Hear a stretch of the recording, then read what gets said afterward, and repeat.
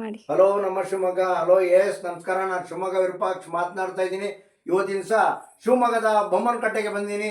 ಯಾಕೆ ಬಂದೀನಪ್ಪ ಅಂತಂದರೆ ರೇಣುಕಾಬಾಯಿ ಅಂತ ಈ ಮೇಡಮ್ ಅವರು ಹುಟ್ಟು ಅಂದರು.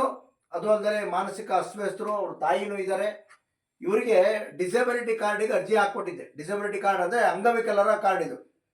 ಇದು ಮಾನಸಿಕ ಅಸ್ವಸ್ಥತೆ ಅಂತೇಳಿ ಕಾರ್ಡು ಅರ್ಜಿಯನ್ನು ಹಾಕ್ಕೊಟ್ಟು ಮೆಗನ್ ಹಾಸ್ಪಿಟ್ಲಿಗೆ ಹೋಗಿ ನಾನೇ ಡಾಕ್ಟರ್ ಹತ್ರ ಇನ್ಸ್ಪೆಕ್ಷನ್ ಮಾಡಿಸಿ ಕಾರ್ಡನ್ನು ಅಪ್ರೂವಲ್ ಮಾಡಿಸಿದ್ದೀನಿ.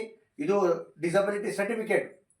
ಈ ಥರ ಅಂಗವಿಕಲರಿದ್ದರೆ ಈ ಥರ ಕಾರ್ಡನ್ನು ಕೊಡ್ತಾರೆ. ಈ ಕಾರ್ಡನ್ನು ತೊಗೊಂಡೋಗಿ ತಹಸೀಲ್ದಾರ್ ಹತ್ರ ಅರ್ಜಿಯನ್ನು ಹಾಕಿದರೆ ₹1400 ಕರ್ನಾಟಕ ರಾಜ್ಯ ಸರ್ಕಾರದ ಪೆನ್ಷನ್ ಬರುತ್ತೆ. ಅದು ಅಲ್ಲದೆ ಇನ್ನೊಂದೇನಪ್ಪ ಅಂತಂದರೆ ನಿರಾಮಯ ಕಾರ್ಡ್ ಅಂತೇಳಿ ಕೇಂದ್ರ ಸರ್ಕಾರದವರು ಮಾಡ್ಯಾರೆ. ಕೇಂದ್ರ ಸರ್ಕಾರದಿಂದ ನಿಮಗೆ ನಿರಾಮಯ ಕಾರ್ಡಿಗೆ ಅರ್ಜಿ ಹಾಕಬೇಕು. ಅದಕ್ಕೆ ರೇಷನ್ ಕಾರ್ಡ್ ಇರಬೇಕು, ಇಲ್ಲದಲ್ಲೇ ಇದ್ರೂ ನಡೆಯುತ್ತೆ. ಅದಕ್ಕೆ ಒಂದಿಷ್ಟು ಫೀಸನ್ನು ಚಾರ್ಜಸನ್ನು ಮಾಡ್ತಾರೆ. ಆ ನಿರಾಮಯ ಕಾರ್ಡ್ ಬಂದರೆ ನಿಮಗೆ ತಿಂಗಳಿಗೆ ₹2000 ಮಾಸಾಸನ ಬರುತ್ತೆ. ಕರ್ನಾಟಕ ರಾಜ್ಯ ಸರ್ಕಾರದ ಮಾಸಾಸನ ಬೇರೆ, ಕೇಂದ್ರ ಸರ್ಕಾರದ ಮಾಸಾಸನ ಬೇರೆ.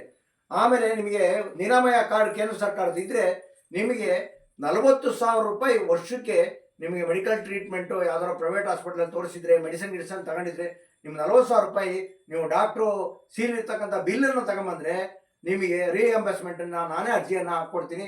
ಇದು ಎಲ್ಲರಿಗೂ ಗೊತ್ತಾಗಲಿ ಅಂತೇಳಿ ನಾನೇ ಮನೆಗೆ ಬಂದು ಇಶ್ಯೂ ಮಾಡ್ತೀನಮ್ಮ ಕಾರ್ಡನ್ನು ಅಂತೇಳಿದ್ದೆ. ಇವತ್ತು ಮನೆಗೆ ಬಂದಿದ್ದೀನಿ, ಕಾರ್ಡನ್ನು ಇಶ್ಯೂ ಮಾಡಿದ್ದೀನಿ. ಸರ್ಕಾರ ಕೊಟ್ಟಿರ್ತಕ್ಕಂಥ ಕಾರ್ಡನ್ನು ನೀವು ದಯಮಾಡಿ ಕರ್ನಾಟಕ ರಾಜ್ಯ ಸರ್ಕಾರದ ಡಿಸಬಿಲಿಟಿ ಕಾರ್ಡಿಗೆ ಮತ್ತು ಮಾನಸಿಕ ಅಸ್ತವ್ಯಸ್ತ ಇದ್ರೆ ಮಾತ್ರ, ಅಂಗವಿಕಲತೆ ಬೇರೆ ಬೇರೆ ಥರದ್ದಿದ್ರೂ ಬರೋದಿಲ್ಲ.